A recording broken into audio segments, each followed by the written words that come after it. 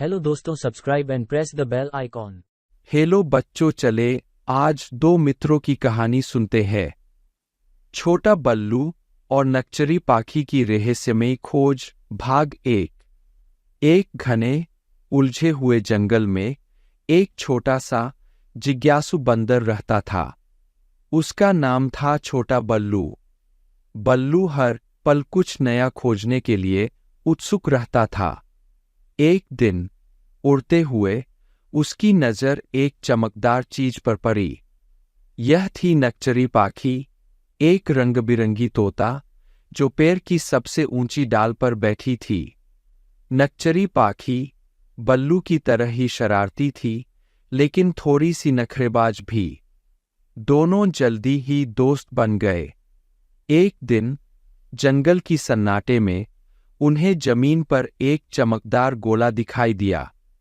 धीरे धीरे छोटा बल्लू और नक्चरी पाखी उस गोले के पास गए।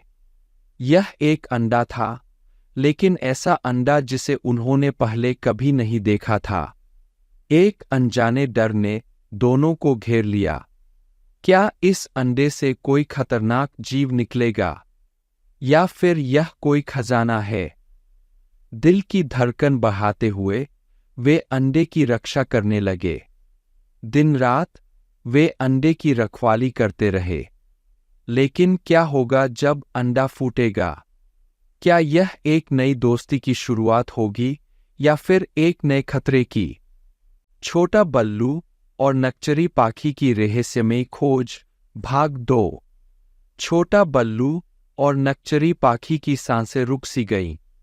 उनके दिल धड़कने लगे थे जैसे तूफान आ रहा हो। सांप धीरे धीरे आगे बढ़ रहा था।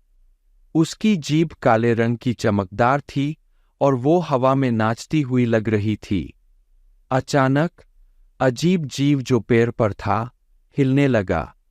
उसकी आंखें चमकने लगी और उसके शरीर से एक अजीब सी रोशनी निकली। सांप उस रोशनी को देखकर थोड़ा सा रुका, लेकिन फिर से वो आगे बढ़ने लगा। तभी अजीब जीव से एक तेज आवाज निकली। यह आवाज इतनी तेज थी कि सांप डर गया और पीछे हट गया।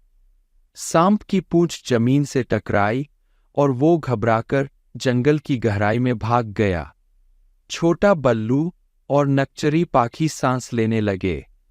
वे दोनों एक दूसरे को देखकर मुस्कुराए।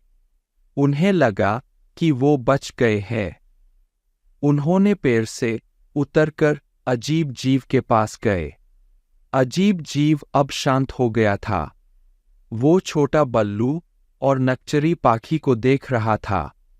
धीरे धीरे उसके शरीर की रोशनी कम होने लगी और वो सामान्य दिखने लगा। अब वो एक छोटा सा प्यारा सा जानवर लग रहा था, जिसके शरीर पर हल्के नीले रंग के धब्बे थे। छोटा बल्लू और नक्चरी पाखी ने उसे अपने हाथों में लिया। वो बहुत ही प्यारा था। उन्होंने उसे प्यार से सहलाया। उस दिन के बाद छोटा बल्लू, नक्चरी पाखी और अजीब जीव अच्छे दोस्त बन गए। वे जंगल में साथ साथ खेलते थे और एक दूसरे की मदद करते थे।